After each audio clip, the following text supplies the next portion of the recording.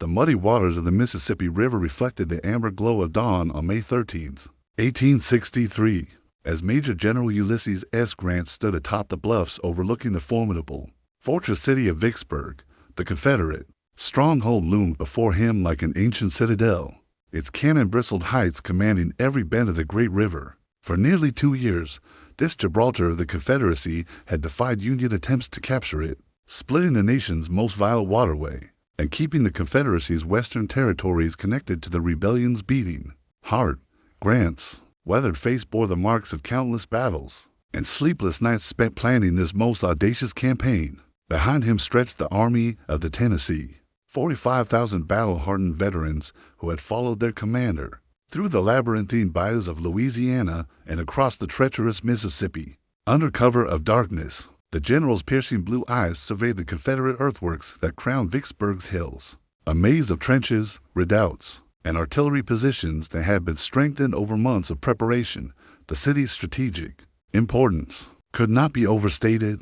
Vicksburg controlled the final Confederate stronghold on the Mississippi River, and its fall would effectively cut the Confederacy in two, severing Texas, Louisiana, and Arkansas from the rest of the rebellion. President Abraham Lincoln himself had declared that Vicksburg is the key, and Grant had been given the monumental task of turning that key. Lieutenant General John C. Pemberton, the Pennsylvania-born Confederate commander who had chosen loyalty to his adopted South over his birthplace, gazed down from Vicksburg's ramparts at the growing Union encampment. His 30,000 defenders had been bolstered by the city's natural advantages, towering bluffs that rose nearly 200 feet above the river, creating an impregnable fortress that had already withstood multiple Union assaults. The Confederate positions were anchored by powerful artillery batteries, including the dreaded Whistling Dick, a massive rifled cannon that could send its projectiles screaming across the river with devastating accuracy. The path to this moment had been neither straight nor simple. Grant's previous attempts to take Vicksburg had met with frustration and failure. The direct assault from the north had been repelled by the fortress's formidable defenses, while attempts to bypass the city through Louisiana's maze of bayous and swamps had proven nearly impossible. The Union Navy, despite its technological superiority, had been unable to reduce the Confederate batteries that commanded the river from their lofty perches.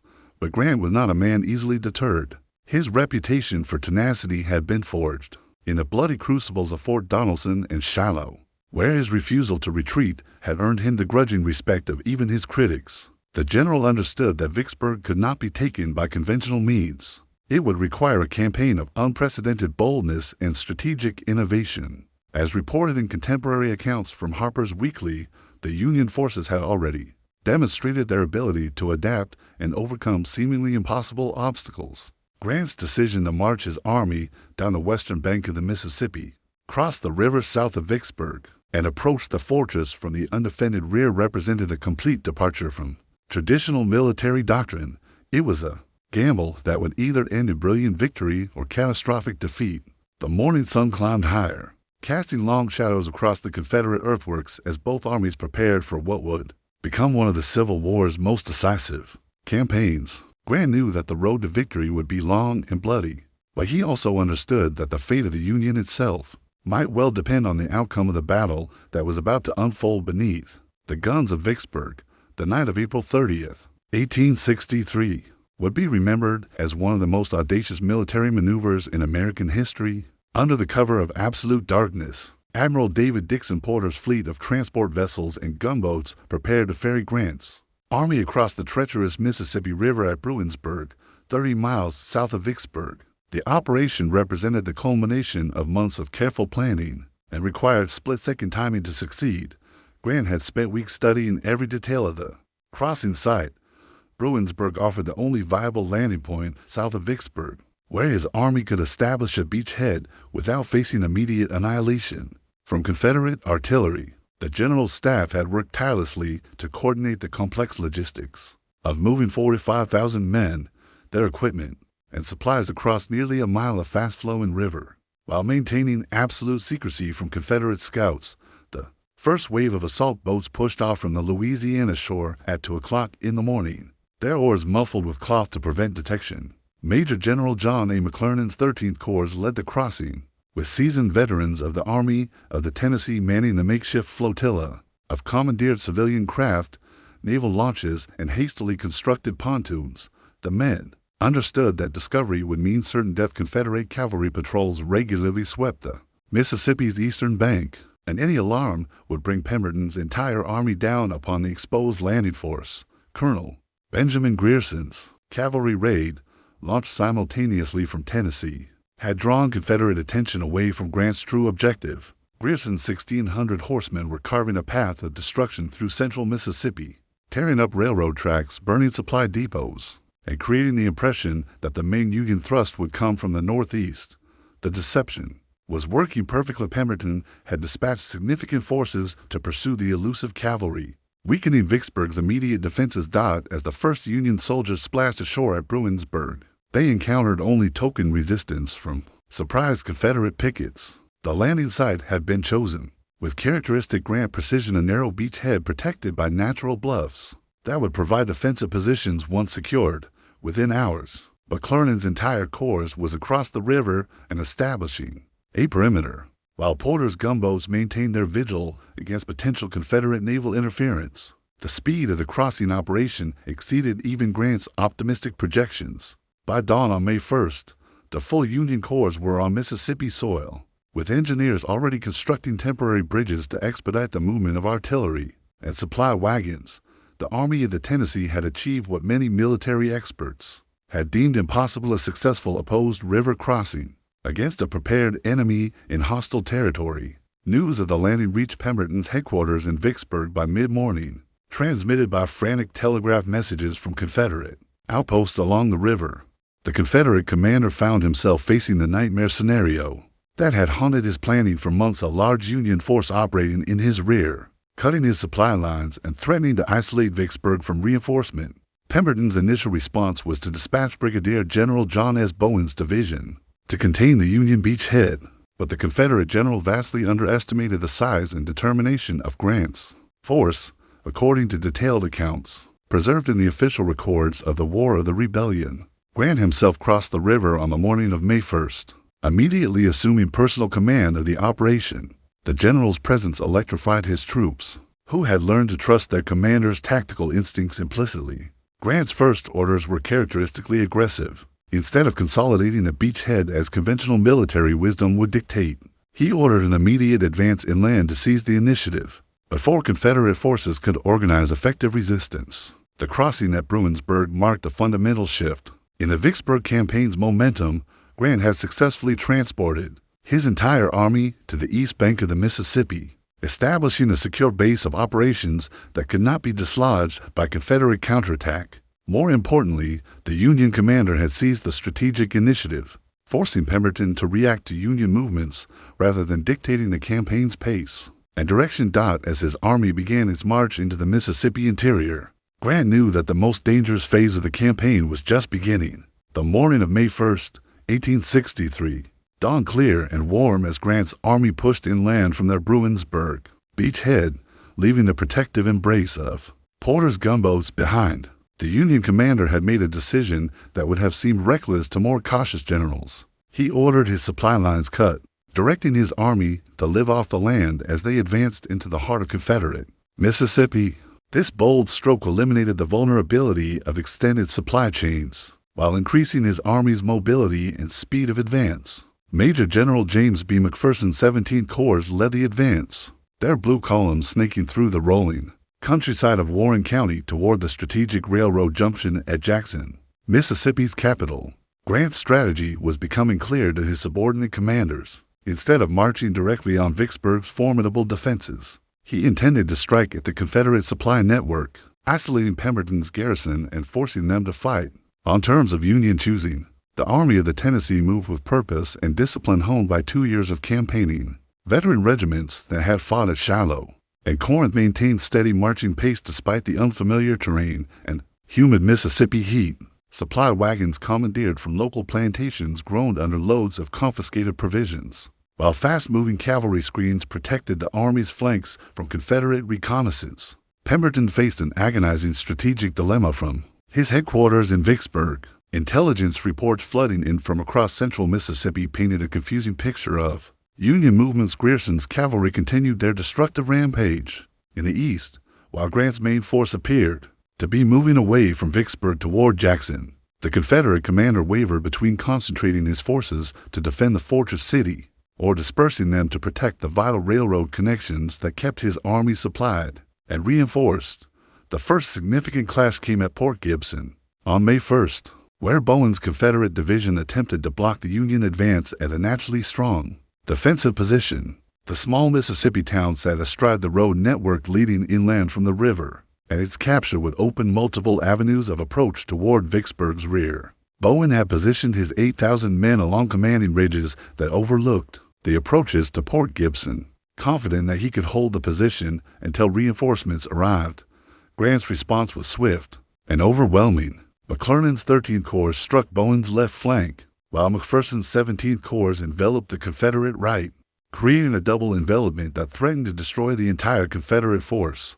The Battle of Port Gibson raged throughout the afternoon, with desperate Confederate counterattacks failing to break the tightening Union noose. Superior Union numbers and artillery gradually wore down Confederate resistance, forcing Bowen to order a fighting withdrawal as darkness fell. The victory at Port Gibson opened the gates to central Mississippi for Grant's advancing army. Confederate resistance crumbled as Union forces swept inland, capturing key crossroads and severing railroad lines that connected Vicksburg to the outside world. Local Confederate militia units, hastily organized from plantation overseers and townsmen, proved no match for Grant's battle-hardened veterans. Major General William T. Sherman's 15th Corps, which had been conducting diversionary operations north of Vicksburg, received orders to abandon their demonstrations and join the main army's advance. Sherman's movement marked the concentration of Grant's entire force for the decisive phase of the campaign, a march on Jackson, and the systematic destruction of Confederate infrastructure, supporting Vicksburg's defense. As documented in Sherman's personal memoirs, the Union Army's ability to sustain itself through foraging represented a revolutionary approach to Civil War logistics. Traditional military doctrine emphasized secure supply lines and established bases of operation, but Grant's willingness to cut loose from conventional support demonstrated his understanding of total war concepts that would later define Sherman's march through Georgia. The Confederate High Command in Richmond watched developments in Mississippi with growing alarm. General Joseph E. Johnston, recently recovered from wounds received at Seven Pines, received orders to proceed immediately to Mississippi with reinforcements. But the veteran Confederate commander faced the same logistical challenges that plagued Pemberton. Union control of the Mississippi River had severed direct communication and supply routes between the eastern and western theaters. Grant's army pressed forward with relentless momentum, each day's advance bringing them closer to their ultimate objective. The Union commander had successfully transformed the static siege warfare that had characterized earlier Vicksburg campaigns into a dynamic campaign of maneuver that played to his army's strengths while exploiting Confederate weaknesses. The morning of May 14, 1863, found Grant's army approaching the outskirts of Jackson, Mississippi's capital city and the vital railroad hub that supplied Pemberton's garrison at Vicksburg. The Union commander had divided his forces. With characteristic boldness, McPherson's 17th Corps approached Jackson from the west, while Sherman's 15th Corps advanced from the north, creating a coordinated assault that would overwhelm Confederate defenses through superior numbers and tactical coordination. General Joseph E. Johnston had arrived in Jackson only days earlier, carrying orders from Richmond to assume overall command of Confederate forces in Mississippi and coordinate the defense of Vicksburg. The veteran Confederate commander found himself facing an impossible situation. Grant's rapid advance had outpaced Confederate attempts to concentrate their scattered forces, leaving Johnston with barely 6,000 men to defend the state capital against nearly 30,000 Union attackers. The Confederate defenses around Jackson were hastily constructed earthworks that lacked the natural advantages of Vicksburg's towering bluffs. Johnston recognized that his small force could not hope to hold the city against Grant's overwhelming numerical superiority, but political pressure from Richmond demanded that he make at least a token defense of Mississippi's capital.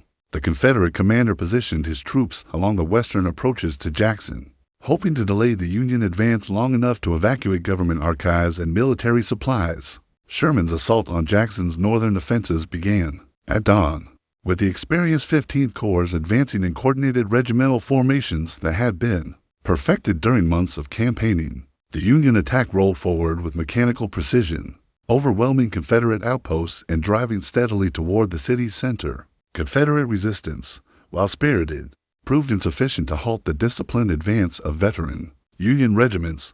McPherson's simultaneous attack from the west encountered stiffer resistance, as Confederate forces concentrated their limited strength against what they perceived as the main Union thrust.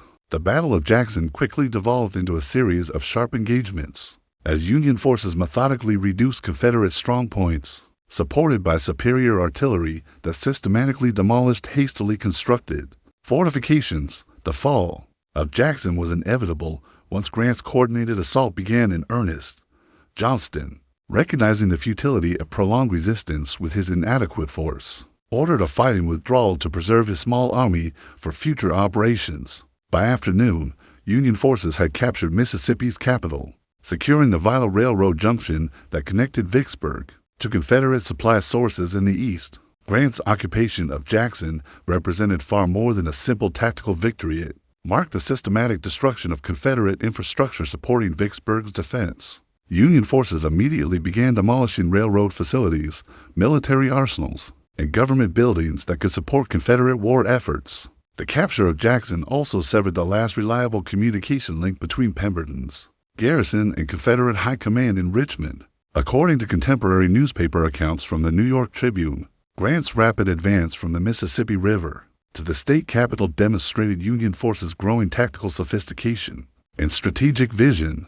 The campaign had transformed from a conventional siege operation into a brilliant example of operational warfare that would influence military thinking for generations. Johnston's retreat from Jackson left Pemberton isolated in Vicksburg with no prospect of immediate relief or reinforcement. The Confederate commander in Vicksburg faced a stark choice: attempt to break out of the tightening Union encirclement or concentrate his forces for a prolonged siege defense. Either option carried enormous risks that could result in the destruction of his entire army. Grant's next move surprised even his own subordinate commanders. Instead of immediately turning west toward Vicksburg, the Union commander ordered continued operations against Confederate forces in central Mississippi, systematically destroying railroad infrastructure and supply depots that could support future Confederate operations. This methodical approach to warfare demonstrated Grant's understanding that victory required not just tactical success, but the systematic destruction of enemy capacity to continue resistance. The capture of Jackson marked the campaign's turning point.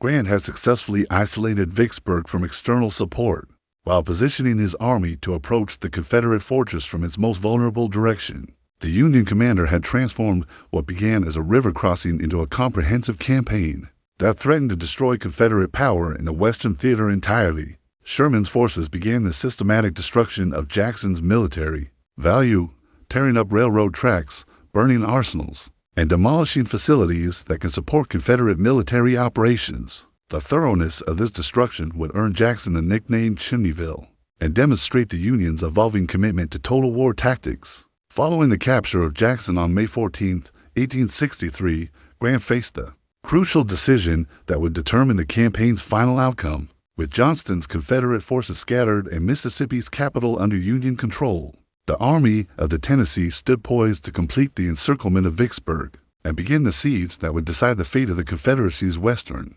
territories. Pemberton, increasingly desperate as reports of Union victories reached Vicksburg, attempted a sortie from the fortress city with 22,000 men on May 16th. The Confederate commander hoped to strike Grant's divided forces before they could concentrate for a coordinated assault on Vicksburg's defenses. Pemberton's movement toward Champion Hill, a strategic ridge controlling the approaches to Vicksburg from the east, represented his last opportunity to break Union momentum and potentially link up with Johnston's retreating forces. The Battle of Champion Hill began at dawn as Confederate advance units encountered Union forces occupying the vital high ground. Grant, demonstrating the tactical instincts that had made him the Union's most successful general, immediately recognized the battle's significance and rushed reinforcements to hold the commanding position. The engagement that followed would prove decisive in determining Vicksburg's fate. McPherson's 17th Corps bore the brunt of Pemberton's assault, with Confederate forces launching desperate attacks against Union positions. On Champion Hill's slopes, the fighting was savage in close quarters, with neither side willing to yield ground in what both commanders recognized as the campaign's pivotal engagement. Confederate forces, fighting with the desperation of men who understood that defeat meant the loss of Vicksburg, repeatedly assaulted Union lines with bayonet charges that left the hillside littered with casualties. Grant's tactical genius manifested itself in his ability to coordinate multiple corps' movements, while personally directing the battle's critical phases. As Pemberton's forces concentrated against McPherson's position, Grant ordered McClernand's 13th Corps to strike the Confederate left flank, creating a double envelopment that threatened to destroy Pemberton's entire force. The Union commander's presence on the battlefield inspired his troops to extraordinary efforts, with veteran regiments advancing against withering Confederate fire. To maintain their positions on Champion Hill's crest, the Confederate assault reached its climax near midday when Pemberton committed his reserves in a final attempt to break Union resistance. For a brief moment, Confederate forces achieved a breakthrough that threatened to collapse the entire Union line, but Grant's personal intervention at the critical point rallied his wavering troops and restored the defensive position. The Union commander's coolness under fire and tactical acumen proved decisive in maintaining cohesion during the battle's most dangerous phase.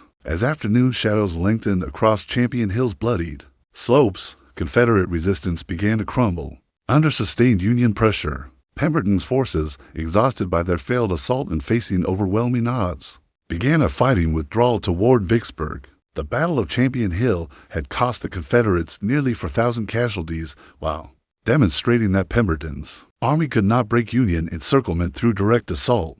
The victory at Champion Hill sealed Vicksburg's fate by eliminating Confederate hopes of breaking the tightening siege through offensive action. Grant's army had fought and won the last major engagement of the campaign, proving their tactical superiority while inflicting casualties that Pemberton's shrinking garrison could not afford. The Confederate commander retreated into Vicksburg's fortifications with the knowledge that his army was now completely cut off from outside support.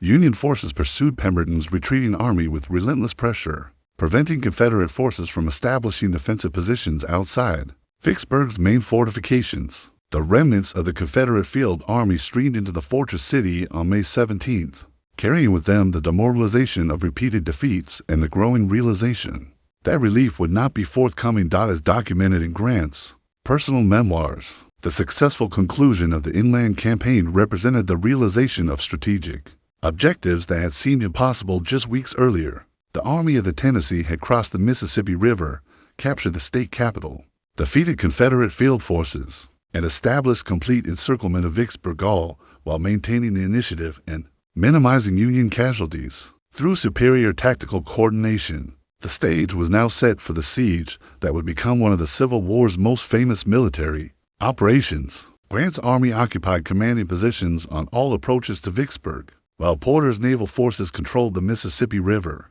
creating a complete blockade that would slowly strangle Confederate resistance through starvation and attrition. Pemberton's garrison, now numbering approximately 30,000 men, faced the prospect of prolonged siege warfare against an enemy that controlled their supply lines and possessed overwhelming numerical superiority. The morning of May 18, 1863, marked the beginning of what would become one of the most famous sieges in American military history. Grant's army, now numbering over 70,000 men, took positions in a vast semicircle that stretched from the Mississippi River north of Vicksburg to the river south of the city, creating an impenetrable ring of steel around Pemberton's trapped garrison. The Confederate fortress, which had defied Union attacks for nearly 2 years, now found itself completely isolated from the outside world. Grant's initial plan called for a direct assault on Vicksburg's fortifications, believing that his army's momentum from recent victories could carry the Confederate defenses. The Union commander ordered simultaneous attacks along multiple points of the Confederate perimeter, confident that superior numbers and artillery would overwhelm Pemberton's weakened garrison. The assault began at 10 o'clock in the morning, with a thunderous artillery barrage that shook buildings throughout Vicksburg and announced the siege's commencement to defenders and civilians alike. The Confederate fortifications proved far stronger than Grant had anticipated.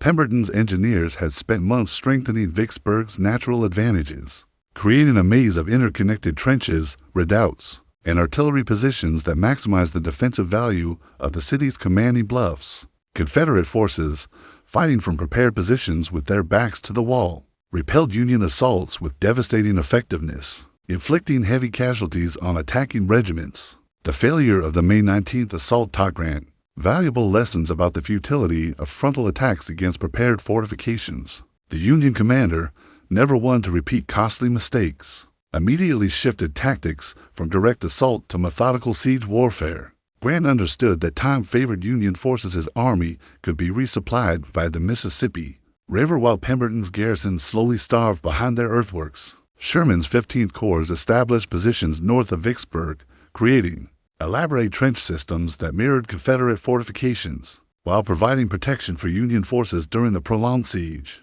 The veteran Corps commander, drawing on his engineering background, supervised the construction of approach trenches that gradually extended toward Confederate lines, allowing Union forces to move closer to enemy positions while maintaining protection from artillery fire.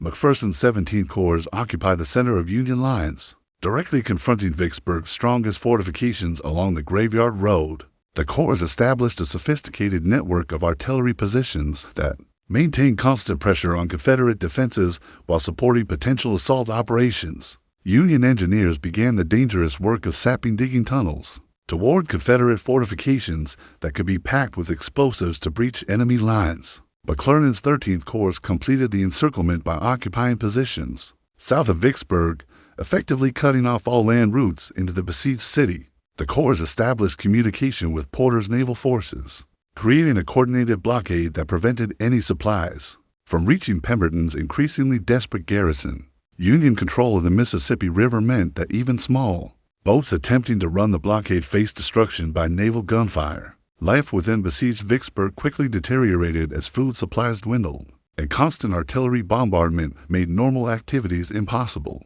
Civilian residents were forced to seek shelter in caves dug into the city's hillsides, creating an underground community that would endure for 4 to 7 days of siege warfare. The city's defenders, reduced to quarter rations within weeks of the siege's beginning, faced the grim prospect of slow starvation while maintaining their positions against overwhelming odds. Grant's siege tactics demonstrated his evolution as a military commander from the aggressive fighter of earlier campaigns to a strategic thinker who understood that patience could achieve victory at lower cost than direct assault. The Union commander established a comprehensive logistics system that kept his army supplied, while systematically tightening the noose around Vicksburg through methodical engineering work and psychological pressure. Contemporary accounts from Harper's Weekly describe the siege as a model of military efficiency, with Union forces maintaining discipline and morale despite the tedious nature of siege warfare. Grant's army used the time to improve their positions, train replacements, and prepare for the eventual assault that would be necessary if Confederate forces refused to surrender. The siege of Vicksburg had begun with characteristic Union thoroughness and determination.